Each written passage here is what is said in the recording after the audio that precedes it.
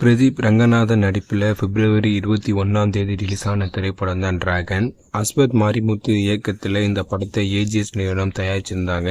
ஒரு மிகப்பெரிய எதிர்பார்ப்புக்கு அப்புறம் ரிலீஸ் ஆன இந்த திரைப்படம் ரிலீஸ் ஆனதுக்கப்புறம் வசூல் ரீதியாக ஒரு மிகப்பெரிய சாதனை எல்லாமே பண்ணிட்டு இருக்கு.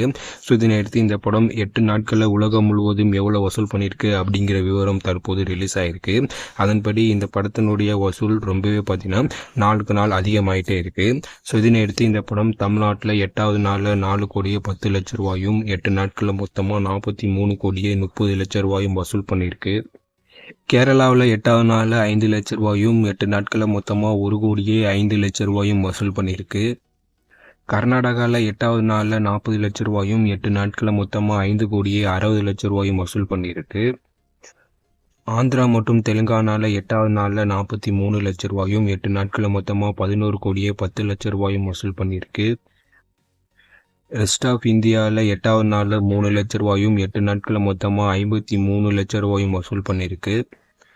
ஓவர்சீஸ் அதாவது வெளிநாடுகளில் 8வது நாளில் 90 லட்சம் ரூபாயும் 8 நாட்களில் மொத்தமாக 24 கோடியே 72 லட்சம் ரூபாய் வசூல் பண்ணியிருக்கு. ஸோ ஓவராலாக உலகம் முழுவதும் டிராகன் படம் 8வது நாளில் 5 கோடியே 91 லட்சம் ரூபாயும் 8 நாட்களில் மொத்தமாக 86 கோடியே 30 லட்சம் ரூபாய் வசூல் பண்ணியிருக்கு. ஸோ தற்போது வரைக்கும் இந்த படத்துக்கு வசூல் ரொம்பவே பார்த்தீங்கன்னா அதிகமாக வந்துட்டு இருக்கு. ஸோ இனிமேல் ஒரு நாட்களில் எப்படி வரப்போகுது அப்படின்னு நம்ம வெயிட் பண்ணி தான் பார்க்கணும். நீங்கள் யாரெல்லாம் இந்த டிராகன் படம் பார்த்தீங்க, உங்களுக்கு பிடிச்சிருச்சா இல்லையா அப்படின்னு கீழே கமெண்ட்ல சொல்லுங்கள். இது போன்ற வீடியோக்கள் எல்லாமே தெரிஞ்சுக்க மறக்காம நம்ம சேனலை சப்ஸ்கிரைப் பண்ணுங்கள். தேங்க்யூ.